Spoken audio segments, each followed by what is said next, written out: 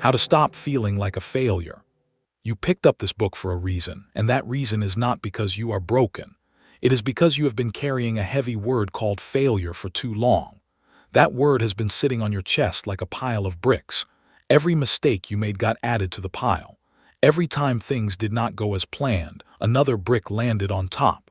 And now you believe that the pile is who you are. But here is the truth no one told you yet. A pile of bricks is not a person. A pile of bricks is just a pile of bricks. You are not your past results. You are the one who keeps waking up anyway. This book is not here to fix you because you are not broken. It is here to help you take those bricks down, one by one. We will not use fancy words or hard ideas that make your brain hurt. We will use stories, small steps, and honest talks that feel like a friend sitting next to you. You will learn why the feeling of failure shows up at all. You will learn how to separate what happened from who you are. And most importantly, you will learn small actions that change how you see yourself. By the end, you will still make mistakes. That is life. But you will stop calling yourself a failure every time something goes wrong, and that changes everything. Chapter 1: What is failure really, and why does it hurt so much? Most people think failure means trying and losing, but that is not the full picture at all. Failure is simply a result that did not match what you hoped for. You wanted an A and you got a C. You wanted a yes and you heard no. You wanted the job and someone else got the call. That is all failure is, a mismatch between hope and reality. It does not mean you are bad, lazy, or cursed. It just means the outcome was different than expected.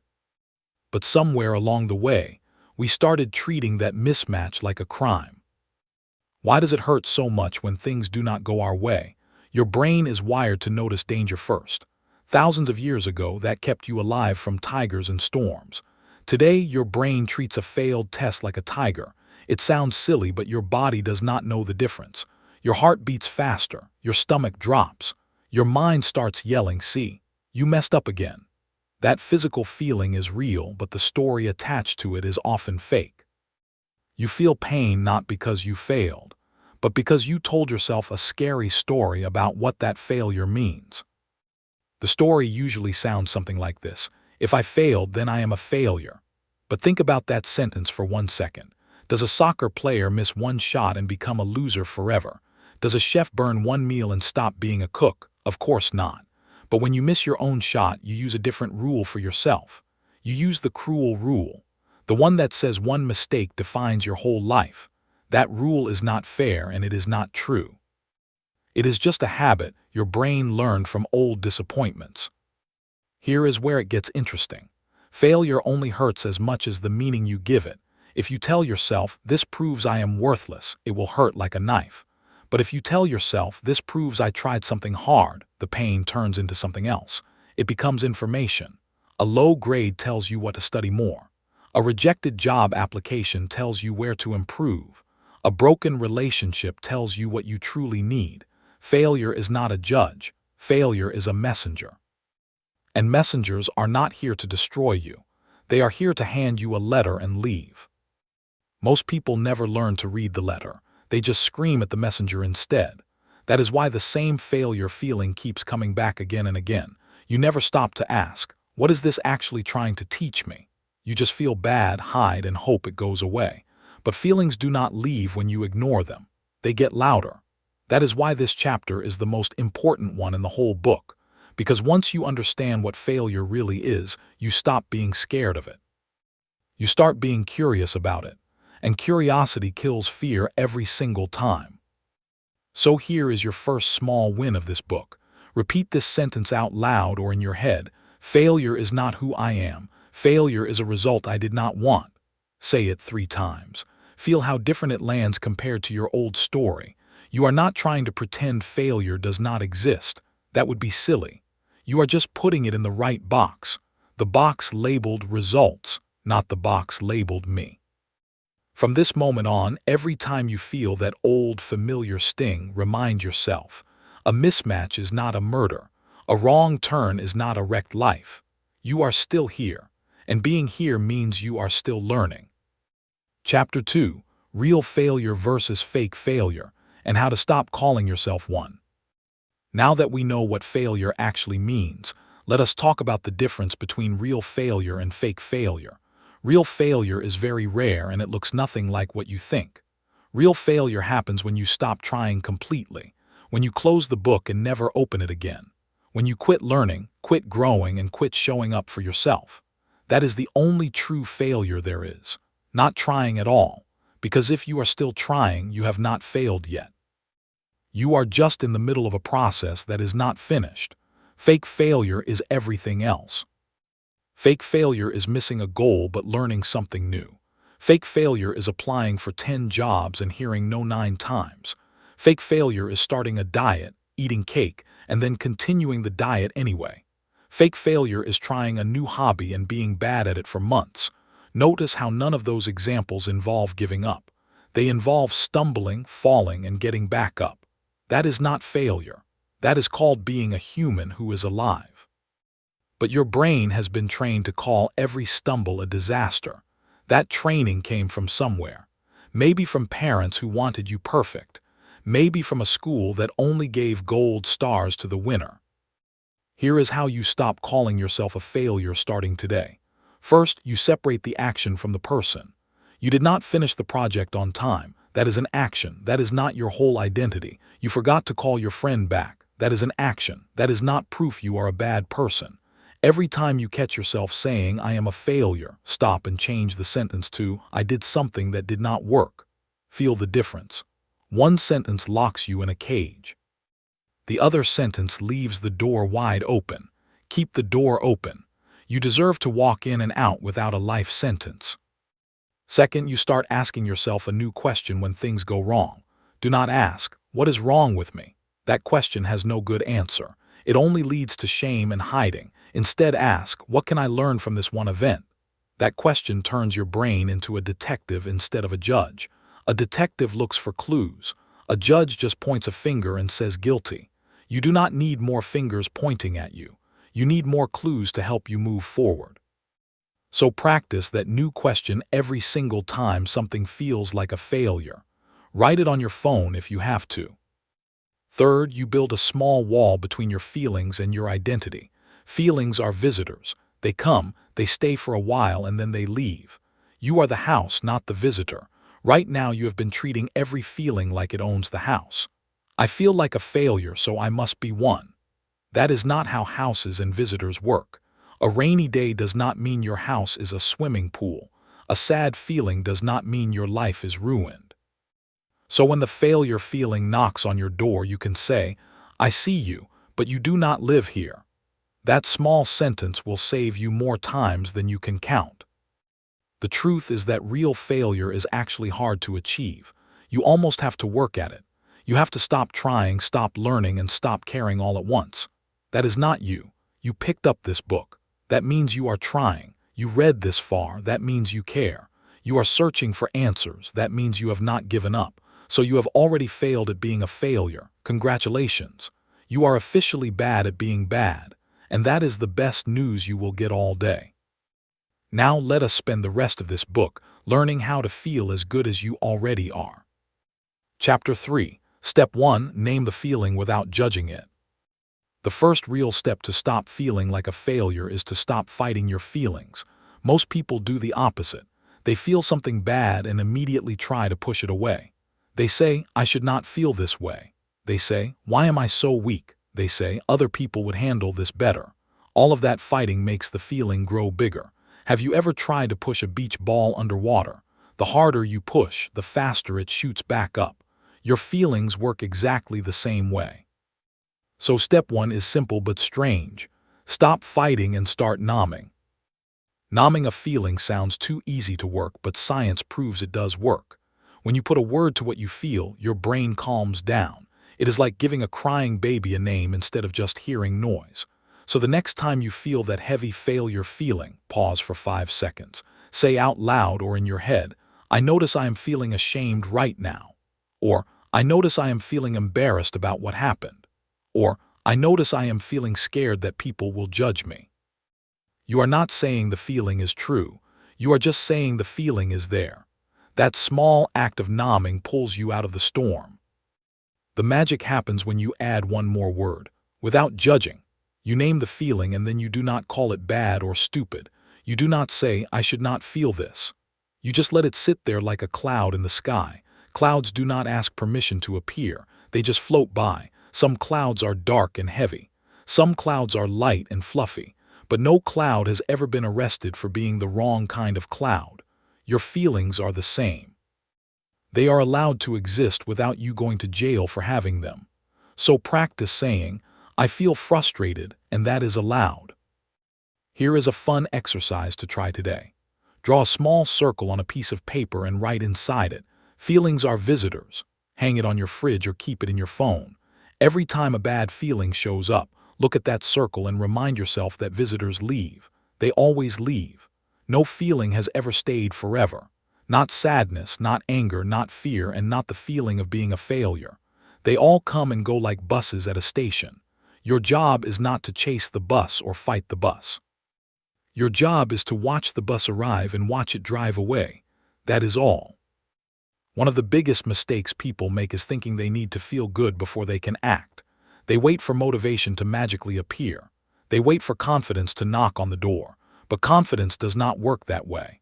Action comes first, then feelings follow. You can feel like a total mess and still take one small step. You can feel embarrassed and still send that email.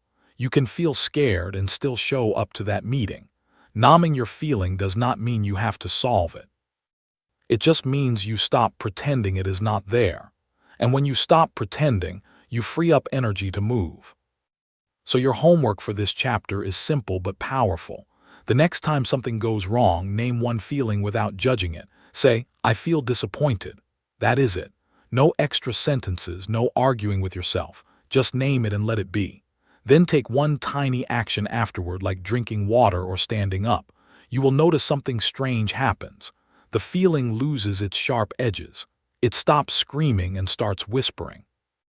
That whisper is still there, but now you can hear yourself think again. And hearing yourself think is the first step toward remembering who you really are. A person who feels things, not a person who is defined by them. Chapter 4, Step 2, Collect small proof that you're trying. Now that you can name your feelings without panicking, it is time to build evidence against the lie that you are a failure. Your brain has been collecting proof of your mistakes for years. It has a whole folder labeled "Times I Messed Up." That folder is very full and your brain opens it all the time. But you have another folder that is almost empty. It is labeled "Times I Tried Anyway." Step 2 is about filling that second folder until it bursts. You do not need big wins. You do not need a trophy. You just need small, daily proof that you are still showing up. Start a simple list on your phone called "Today I Tried." Every night before bed, write down 3 things you tried that day. They do not have to work out perfectly, they just have to be attempts. Did you get out of bed even though you felt tired? That counts. Did you send one email you were scared to send? That counts. Did you eat a meal instead of skipping it? That counts. Did you open this book instead of scrolling on your phone? That counts big time. The size of the try does not matter. The fact that you tried it all is the whole point. Here is why this small habit rewires your brain. Your brain has a built system called the reticular activating system. Fancy name, simple job. It looks for what you tell it to look for. If you tell your brain, "I am a failure," it will find evidence everywhere. It will remember the one rude text and forget the 10 nice ones. But if you train your brain to look for small tries, it will start finding them everywhere. You brushed your teeth. That is a try. You answered a call you did not want to answer. That is a try. You apologized to someone. That is a huge try. Your brain becomes a detective for your own courage. After 1 week of this list, something beautiful happens. You will start noticing your tries in real time, not just at night. You will be washing dishes and think, "That is a try." You will be walking outside and think, "That is a try." The feeling of failure begins to shrink because it has competition now. Failure was the only story in town before. Now there is another story called "You Keep Trying." That story is quieter at first, but it is more true. Failure notices the one shot you missed. Trying notices that you picked up the ball again. And picking up the ball again is how you eventually score. Do not fall into the trap of comparing your tries to anyone else's tries. Your neighbor might run a marathon while you just walk to the mailbox. That does not matter. The mailbox walk is still a try for you today. Some days your best is a whole lot.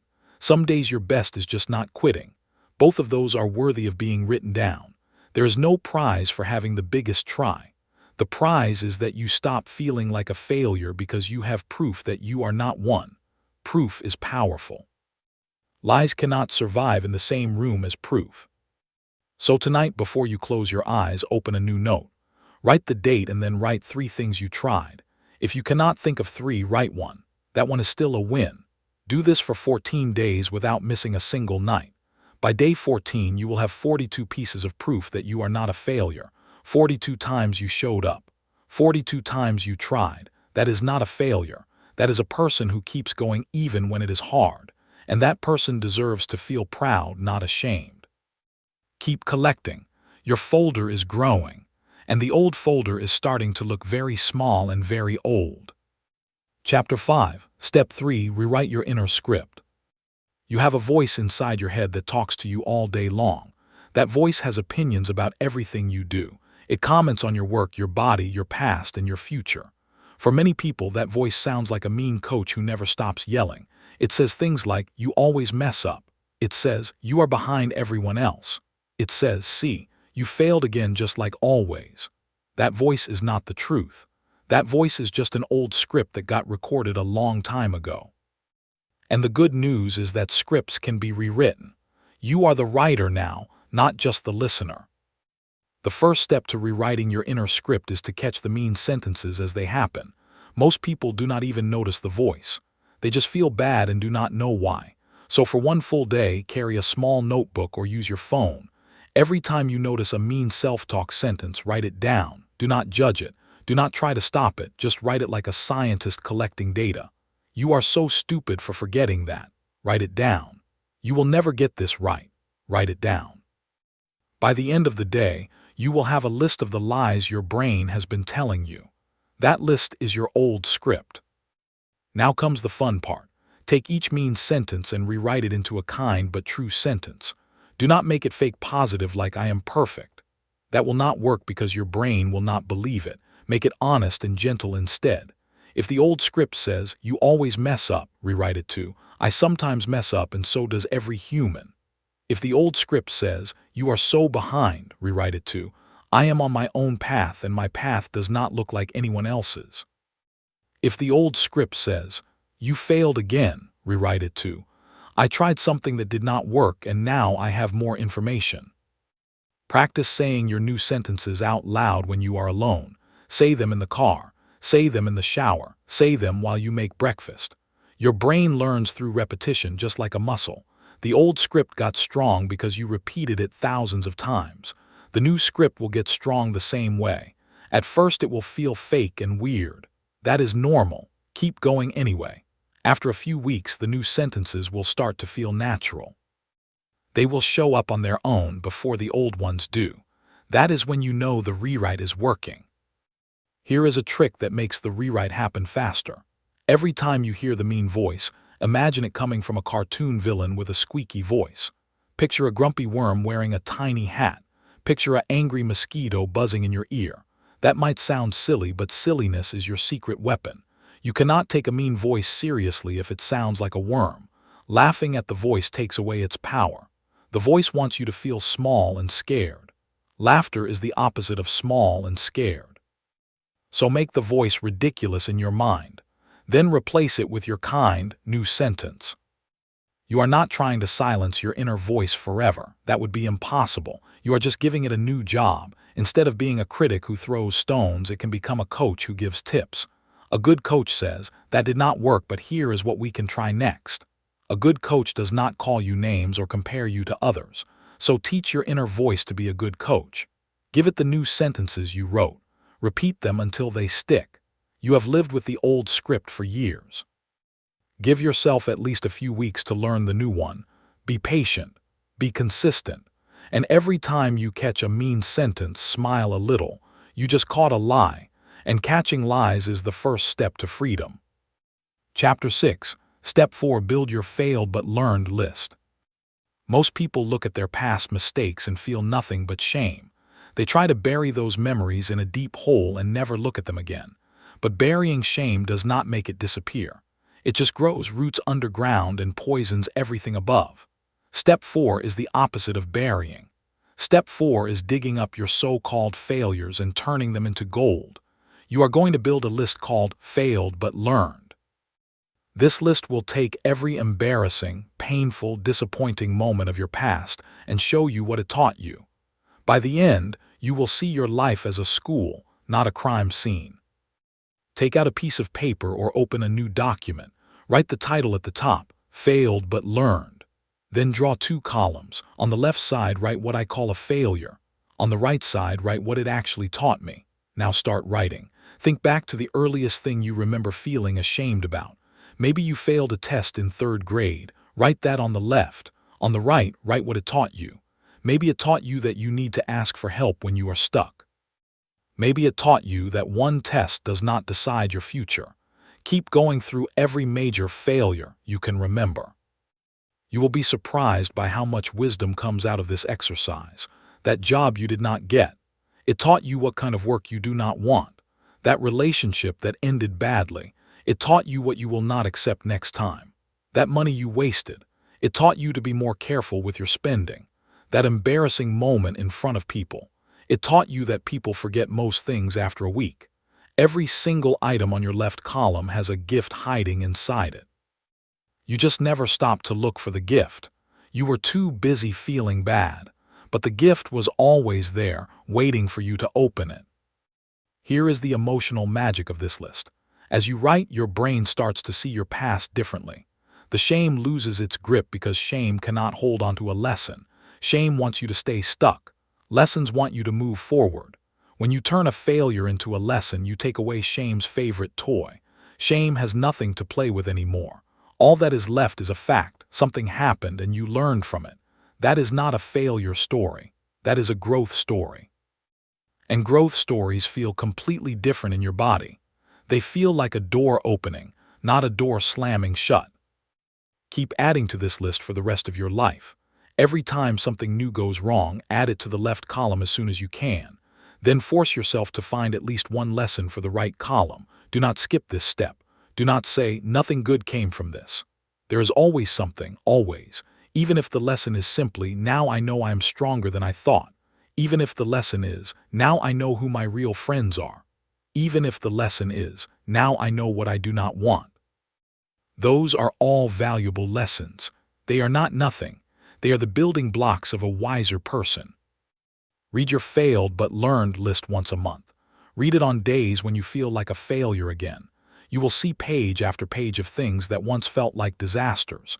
And next to each one you will see a lesson that made you better. You will realize that you are not a failure. You are a student with an incredible collection of life experience. No one can take that list away from you. It is proof that you have lived, tried, stumbled, and stood back up. That is not a shameful history. That is a beautiful history, and beautiful histories do not end with the word failure. They end with the word wisdom. You are collecting wisdom right now. Keep going. Chapter 7. Step 5. Stop measuring yourself with the wrong ruler. You have been measuring your life with a ruler that was not made for you. That ruler belongs to someone else. Maybe it belongs to your parents, your older sibling, or your best friend from high school. Maybe it belongs to a stranger on social media who posts only their best moments. Maybe it belongs to a version of yourself that you made up when you were young and did not know how hard life could be. Whatever ruler you are using, it is the wrong one. And using the wrong ruler will always make you feel short. That is not your fault. That is just bad measurement. Let us be honest about what happens when you compare yourself to others. You look at their highlight reel and compare it to your behind the scenes. They post a picture of their new job and you feel behind. They post a picture of their happy relationship and you feel lonely. They post a picture of their vacation and you feel stuck. But you do not see their crying nights, their fights, their bills, or their fears. No one posts those. So you are comparing your full messy reality to their carefully chosen best moments. That is not a fair game. That is like comparing your whole house to their clean living room. The problem gets even worse when you compare yourself to an imaginary version of you. You know the one. The version of you who had everything figured out by age 25. The version who never got scared, never made mistakes, and never felt lost. That version does not exist. Not for you, not for anyone. That version is a ghost. And you have been chasing a ghost your whole life. No wonder you feel like a failure. You are racing against someone who does not breathe, does not sleep, and does not bleed. That race is impossible to win. So stop running it. The ghost does not even know you are racing. Here is how you find your own ruler. First, write down what actually matters to you, not to anyone else. Do you care about having a calm home? Write that down. Do you care about being kind to people? Write that down. Do you care about learning new things slowly without pressure? Write that down. These are your real measurements. These are the things that make you feel good at the end of the day. Not a salary number, not a follower count, not a house size. Those are other people's rulers. Your ruler is made of peace, kindness, curiosity, and effort. Start measuring with that instead. Now measure your day using your own ruler. Did you have a calm moment today? That is a win. Did you say something kind to yourself or someone else? That is a win. Did you learn one small thing, even if it was just a recipe or a fact? That is a win. Did you try even when you felt tired? That is a huge win. Suddenly your day looks very different. You are not falling short anymore. You are actually doing well by the only ruler that matters. The feeling of failure starts to fade because the ruler you are using now actually fits your hand. It was made for you, and it says you are doing better than you thought. Throw away the old rulers today. You do not need to be mean about it, just quietly decide that you are done. The next time you catch yourself comparing, say out loud, "That is not my ruler." Say it as many times as you need. Say it until your brain gets the message. You are allowed to be happy for other people without feeling bad about yourself. Their wins do not take anything away from you. There is not a limited amount of success in the world. There is enough for everyone, including you. So measure yourself gently, measure yourself fairly, measure yourself with a ruler that loves you. That ruler exists. You just have to choose to pick it up. Chapter 8, Step 6. Take one silly, small, brave action today. You have been waiting to feel ready before you act. That is the biggest trap in the whole book. Read that sentence again because it is important. Waiting to feel ready is a trap. Ready never comes. Ready is a ghost, just like that perfect version of yourself. You will never wake up one morning and suddenly feel confident, brave, and sure. That is not how human beings work. Confidence does not come before action. Confidence comes after action. You have to take the step first, and then the feeling shows up to thank you for moving. So step 6 is simple. Do one small, silly, brave thing today. What counts as small and brave? Almost anything that makes you slightly uncomfortable but will not hurt you. Send a text you have been avoiding. Raise your hand in a meeting and ask a question. Try cooking a new food even if you might burn it. Go for a 5-minute walk outside when you want to hide in bed. Say hello to a neighbor instead of looking at your phone. These actions are tiny, but they are brave because your fear is telling you not to do them. Doing them anyway is how you teach your brain that fear is not a stop sign. Fear is just a suggestion, and you do not have to follow every suggestion. The sillier the action, the better. Why? Because silliness removes the pressure to be perfect. If you do something silly and it goes wrong, who cares? It was silly. But if you do something silly and it goes right, you feel like a hero. So try dancing in your kitchen for 10 seconds. Try singing a bad song out loud. Try wearing a mismatched sock pair to the store. Try leaving a nice note for yourself on the mirror. These actions feel ridiculous, but that is exactly why they work. They break the spell of seriousness that makes you feel like a failure. Failure cannot survive in a room full of silliness. Silliness is its kryptonite. Here is the science behind this step. Every time you do something brave, no matter how small, your brain releases a small amount of feel-good chemicals. That is not magic. That is biology. Your brain is rewarding you for facing a fear. Over time, your brain learns that facing fears leads to good feelings. So it stops screaming so loudly when you try something new. That is how brave people are made. They are not born without fear. They just train their brains to expect a reward after the fear. And you can start that training today with one silly action. Not next week, not when you feel better, today. Make a game out of this. Give yourself points for every small brave action you take. 10 points for sending a scary email. 5 points for speaking up in a group. 20 points for trying something new that might fail. Keep score on your phone or a piece of paper. At the end of the week, look at your score and feel proud. You are not a failure. You are a brave person collecting points. The points do not matter to anyone else, but they matter to you. They are proof that you are moving. And moving is the opposite of being stuck. Stuck is where the failure feeling lives. Movement is where freedom lives. So right now, before you turn to the next chapter, do one silly, small, brave thing. Stand up and stretch your arms like an airplane. Send a one-word text to a friend you miss. Say out loud, I am brave enough to try. That counts a lot. You just took action while still feeling unsure. That is exactly what brave people do. They do not wait for the fear to leave. They invite the fear to come along for the ride. Fear can sit in the back seat. Fear does not get to drive. You are driving now, and your first stop is a place where you feel proud of trying. That place is closer than you think, one small action away. Chapter 9. Extra Knowledge: Why Your Brain Loves to Remember Failures and How to Trick It. You are not crazy for remembering your failures more than your successes. Your brain is actually designed to do that. It is a survival tool left over from caveman days. Back then, forgetting a danger could get you eaten by a tiger. So your brain evolved to remember bad things very clearly. A berry that made you sick. Your brain locked that memory in forever. A cliff you almost fell off. Your brain plays that memory on repeat. The problem is that today, your brain treats a rude comment like a tiger. It treats a mistake at work like a cliff. Same alarm system, different danger level.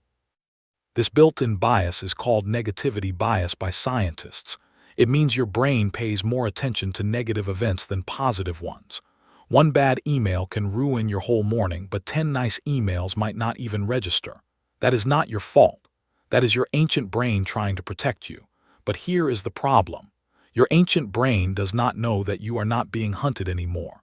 It still thinks every small failure could lead to death, so it screams louder than it needs to. And you have been believing the scream instead of questioning it. Now that you know this, you can stop believing every alarm. How do you trick your brain into calming down? You use something called the positivity ratio. For every negative thing that happens, you need to notice at least 3 positive things to balance the scale. Your brain will not do this on its own. You have to force it. So every time something goes wrong, immediately look for 3 things that went right. They can be tiny. The sun came up. You have clean water to drink. Your shoes are comfortable. Those count. By forcing your brain to find positives, you are retraining it to see the full picture, not just the tiger that is not there. Another trick is to visualize your memories as files in a cabinet. Your brain keeps opening the failure file because it is labeled danger. But you can relabel that file. Open the memory in your mind and ask, is this actually dangerous right now? The answer is almost always no. You are not in physical danger. You are just embarrassed or disappointed. Those feelings are uncomfortable, but they are not tigers. Once your brain realizes there is no tiger, it can move the file to a different drawer. A drawer labeled uncomfortable but safe. That small relabeling changes how often the memory pops up. You can also use a simple breathing trick to calm your brain's alarm system. When you feel that failure feeling rising, take 5 slow breaths. Breathe in for 4 counts, hold for 4 counts, breathe out for 6 counts. The longer exhale tells your nervous system that you are safe. It is like pressing a mute button on the alarm. Your brain stops scanning for danger and relaxes a little. That relaxed state is where you can think clearly again. From that calm place, you can remember that failure is not a tiger. Failure is just information, and information does not require screaming. So the next time your brain shoves a failure memory in your face, smile at it. Say, oh, there you are again, you silly ancient brain. Thank it for trying to protect you. Then take your 5 slow breaths and find 3 small positives. This whole process takes less than 2 minutes. 2 minutes to take back control from a brain that is stuck in the past. You are not broken. You are just running old software on a new world. And now you know how to update that software. Practice these tricks every day. Within a few weeks, your brain will start doing them automatically. The failure feeling will still come, but it will stay for seconds instead of hours. That is a win. Chapter 10. Extra Knowledge, the Difference Between Shame and Guilt. Game Changer. Most people use the words shame and guilt like they mean the same thing, but they are not the same at all. And confusing them is one of the main reasons you feel like a failure. Guilt is about something you did. Shame is about who you believe you are. Guilt says, I made a mistake. Shame says, I am a mistake. Do you feel the weight difference? Guilt lives in your actions. Shame lives in your identity. Guilt can be useful because it pushes you to fix things. Shame is almost never useful because it pushes you to hide. And hiding makes everything worse. Here is an example to make it clear. You forget your friend's birthday. Guilt says, I forgot something important. I should apologize and make it up to them. That thought leads to action. You call your friend, you say sorry, you plan a belated celebration. Shame says, I am such a terrible friend. I always mess up. No wonder people do not really like me. That thought leads to hiding. You avoid your friend. You feel sick inside. You do nothing to fix the situation. Same event, TWO Chinese letter, Chinese letter, Chinese letter, Chinese letter outcomes. Guilt helps you grow. Shame keeps you stuck. The problem is that most of us were raised with shame disguised as discipline. Parents said, you are being bad instead of you did something bad. Teachers said, you are lazy instead of you did not turn in your homework. Over time, we learn to attack ourselves instead of our actions. Now when something goes wrong, your first instinct is to call yourself a failure. That is shame talking. But what if you switched to guilt instead? What if you said, I did something that did not work instead of I am a failure? That simple switch changes the whole game. It turns a dead end into a path forward. How do you separate shame from guilt in real life? You ask yourself one question, is this about what I did or about who I am? If the answer is about who you are in shame territory. Stop right there, take a breath. Then rewrite the sentence to be about what you did instead. I am so stupid becomes I made a choice that was not smart. I am a loser becomes I lost this round but the game is not over. I am hopeless becomes I have not found the answer yet. Each rewrite takes you from shame to guilt. And guilt is a much kinder place to work from. Shame loves secrecy and silence. The more you hide your mistakes, the more shame grows. That is why one of the best cures for shame is to talk about what happened with someone safe. Pick one person who will not judge you. Tell them, I did this thing and I feel really bad about it. Watch what happens. Most of the time, they will share their own similar story. Suddenly, you are not alone anymore. Shame cannot survive in the light. It needs darkness to live. So bring your mistake into the light. Not to be punished, but to be reminded that you are human. And humans make mistakes. That is not shameful, that is normal. Start practicing the shame to guilt switch today. Every time you catch yourself saying, I am followed by something negative, stop. Change it to I did or I felt or I chose. I am a failure becomes I did something that failed. I am not good enough becomes I did not meet my own standard this time. I am behind becomes I moved slower than I wanted. See how much lighter those sentences feel. That lightness is the difference between being trapped and being free. You are not a label. You are a person who takes actions. Some actions work. Some actions do not. Neither one changes who you are underneath. And who you are underneath is someone who is learning, someone who is trying, someone who is enough. Chapter 11, Step 7, Create a Failure Resume. Yes, really. You have probably heard of a resume that lists your jobs and skills. But have you ever heard of a failure resume? It sounds strange, but it is one of the most powerful tools you will ever use. A failure resume is a document where you list every major thing that went wrong in your life. But here is the twist. Next to each failure, you write what it taught you and how it helped you later. The most successful people in the world keep failure resumes. They are not ashamed of their messes. They collect them like trophies, because every mess taught them something their success never could. Start your failure resume today. Open a new document and title it My Failure Resume. Do not laugh. This is serious and fun at the same time. Divide the page into 3 columns. Column 1 is what failed. Column 2 is what I learned. Column 3 is how it helped me later. Now start writing. Think about jobs you did not get, relationships that ended, projects that flopped, goals you missed, exams you failed. Do not leave anything out. The more you write, the more powerful this becomes. You are not dwelling on the past. You are mining the past for gold. Here is an example to get you started. What failed? I applied for 10 jobs and got 0 callbacks. What I learned? My resume was not showing my real skills. How it helped me later? I rewrote my resume, got help from a friend, and landed a better job than any of those 10. See how that works? The failure did not disappear, but it stopped being a source of shame. It became a source of wisdom. You can look at that failure now and feel proud of what came after. The failure was not the end of the story. It was the messy middle that led to a better ending. Keep adding to your failure resume for at least an hour. You will be surprised how many items you can list. That is not a bad thing. That is a sign that you have tried a lot. People who never try have very short failure resumes. People who try have long ones. So a long failure resume is actually a sign of courage. You have been brave enough to attempt things that did not work out. That is not embarrassing. That is impressive. Frame your failure resume as a badge of honor. You are not a failure. You are a person with a long list of attempts, and attempts are the only way anyone ever gets better. Read your failure resume once a month. Notice how the feelings change over time.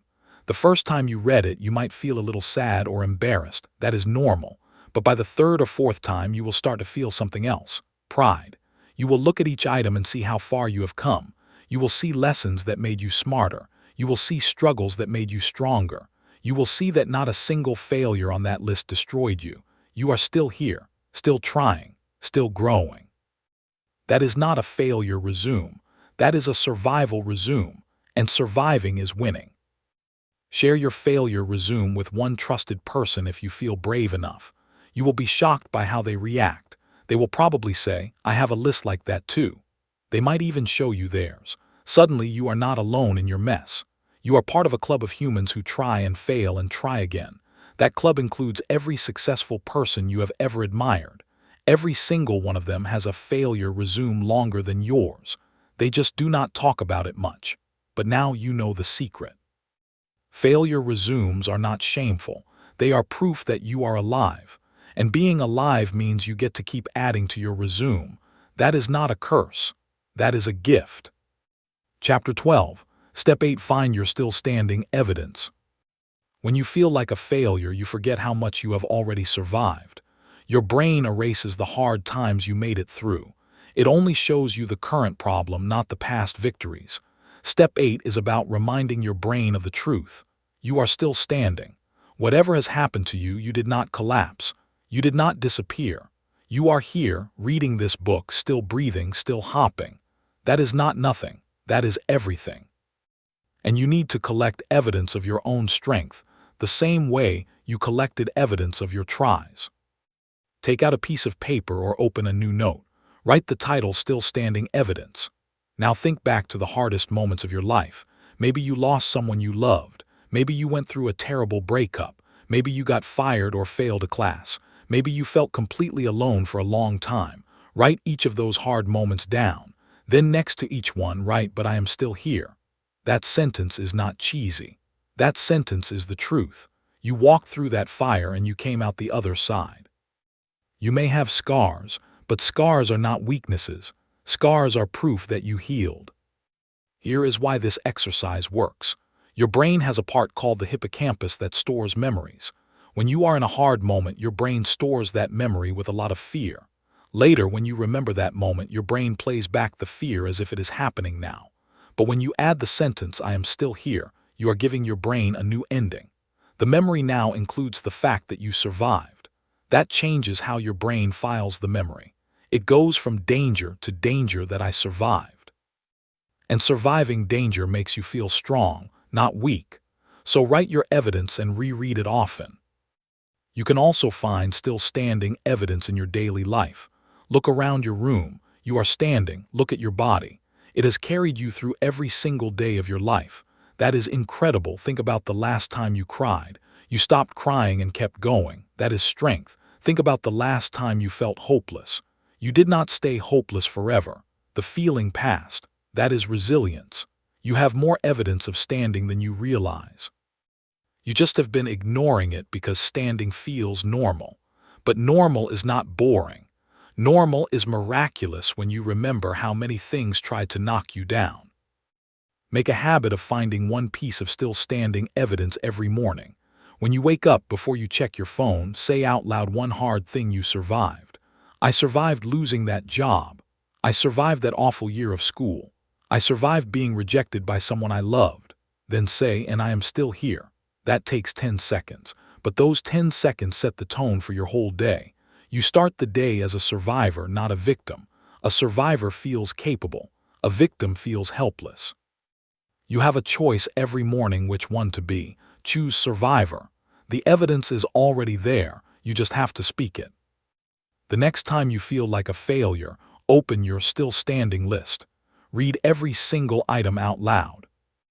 Let your ears hear the words. Let your brain feel the truth. You have survived so much already. This current problem is just another thing you will survive. It might be hard, it might hurt, but you have a perfect track record so far. You have survived 100% of your bad days. That is a flawless record. No one can take that from you. So stand up straight, take a breath, and remind yourself of the truth. You are not a failure. You are a person who keeps standing. And people who keep standing eventually win. Not because they are lucky, because they refuse to stay down. Chapter 13. Step 9. Stop asking why me and start asking what now. The question why me is a trap. It feels like a deep question, but it leads nowhere good. When you ask why me, your brain starts searching for reasons. And because your brain has negativity bias, it finds bad reasons. Because I am unlucky. Because I deserve this. Because I am a failure. None of those answers are true. They are just stories your brain makes up to answer a question that has no real answer. Bad things happen to everyone, not because of who they are, just because life is messy. So why me is a waste of your energy. It keeps you stuck in the past. It keeps you feeling small. The better question is what now? This question is magic because it moves you forward. It accepts that something bad happened. It does not pretend the problem is not there, but it refuses to stay in the problem. What now? Looks at the mess and asks, okay, given this mess, what is my next small step? That step might be very tiny. It might be just drinking water or taking a shower. That is fine. What now does not demand a big solution. It just demands any solution. One small step is infinitely better than 0 steps, and 0 steps is where why me leaves you. Practice switching questions in real time. The next time something goes wrong, you will feel the why me rising up in your chest. Catch it early. As soon as you hear it in your head, say out loud, stop, new question. Then ask, what now? Say it even if you do not know the answer yet. The act of asking is what matters. Your brain will start looking for answers because that is what brains do. They cannot help it. Once you ask a question, your brain works on it in the background. So by asking what now, you are hearing your brain to work for you instead of against you. Here are some what now examples to get you started. You miss your bus. What now? You call a friend for a ride or you wait for the next bus. You get a bad review at work. What now? You ask your boss for specific feedback and make a plan to improve. You say something embarrassing in a group. What now? You laugh at yourself or change the subject or just let time pass because everyone will forget. Notice how every single what now answer involves action, even a tiny action. Even just breathing, action is the enemy of helplessness. And what now is the question that creates action. You can also use what now for big problems. A relationship ends. What now? You cry if you need to, you call a friend, you eat something warm, you go to sleep, you wake up and try again, a dream dies. What now? You grieve. Then you ask what new dream might be hiding underneath the old one. You lose money. What now? You make a small budget. You look for one way to earn a little back. You forgive yourself. The answers to what now are never perfect, but they are real. And real action beats perfect inaction every single day of the week. Make what now your new default question. Write it on a sticky note and put it on your mirror. Write it on your phone wallpaper. Say it so many times that it becomes automatic. When you wake up tired, ask what now? The answer might be, I get up slowly. When you feel sad, ask what now? The answer might be, I let myself feel sad without judging it. When you feel like a failure, ask what now? The answer might be, I open this book to a random chapter and read one page. That is not a huge heroic act, but it is a step, and steps lead to more steps. Soon you are walking again, and walking is how you leave failure behind. Chapter 14. Step 10. Let someone else's failure story heal you. You are not the only one who feels like a failure. Everyone does. Every single person you admire has felt exactly what you are feeling right now. The difference is that they did not stop there. They kept going, and now their failure stories look like wisdom instead of shame. But you never get to see those stories because most people hide them. They show you their success and hide the 20 failures that came before. Step 10 is about finding those hidden stories. Because when you see that someone else failed and still made it, something in you relaxes. You realize you are not broken. You are just normal. Go find one story today of someone you respect failing badly. It could be a famous person, an author, an athlete, or even a family member. Read about how many times J.K. Rowling was rejected before Harry Potter. Read about how many inventions Thomas Edison tried that did not work. Read about how many times Abraham Lincoln lost elections before he became president. These stories are not hard to find. The internet is full of them. But do not just skim them. Read them slowly. Feel the pain in those stories. Then feel the comeback. That comeback is not magic. It is just someone who refused to call themselves a failure. As you read these stories, notice something important. None of these people succeeded because they were perfect. They succeeded because they kept trying after failing. That is the only secret. There is no other secret. The people you admire did not have less fear than you. They just had more practice moving through fear. They did not have fewer failures. They just had more willingness to learn from those failures. So when you read their stories, do not put them on a pedestal. Bring them down to your level. See them as humans who cried, doubted, and almost gave up. Then see them try again anyway. That is not a superpower. That is a choice. You can also find failure stories closer to home. Ask a parent, a friend, or a mentor about a time they felt like a failure. Most people will be shy at first, but if you ask gently, they will open up. And when they do, listen without interrupting. You will hear things that shock you. The person who seems so confident once felt just as lost as you. The person who has everything together once could not get out of bed. These conversations are medicine. They remind you that failure is not a disease. It is a shared human experience, and shared experiences feel lighter than secret ones. After you collect these stories, start a new file called They Failed Too. Put quotes and short summaries in this file. Keep it on your phone. Read it on days when the failure feeling gets loud.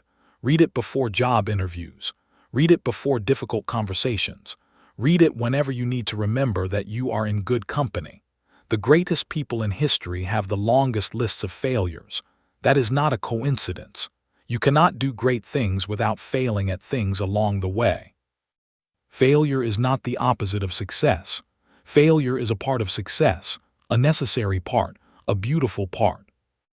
Now here is the final part of this step. Share your own failure story with one person this week. It does not have to be a big dramatic sharing. Just say, hey, I tried something and it did not work out. Here is what happened. Watch how they react. Most likely they will not laugh at you. They will not leave you. They will probably share their own story back. And in that moment you will feel something shift. You will feel less alone. You will feel more human. You will feel like a person who fails and tries again. That is not shameful. That is beautiful. That is how we connect. That is how we heal. And that is how we finally stop feeling like a failure. Chapter 15. Extra knowledge and guide when the feeling comes back, and it will. Let us be honest with each other. The feeling of being a failure will come back. Not because this book failed, not because you failed, but because you are a human with a human brain, and human brains have bad days. They get tired. They get scared. They forget everything they learned. That is normal. That is not a sign that you are broken.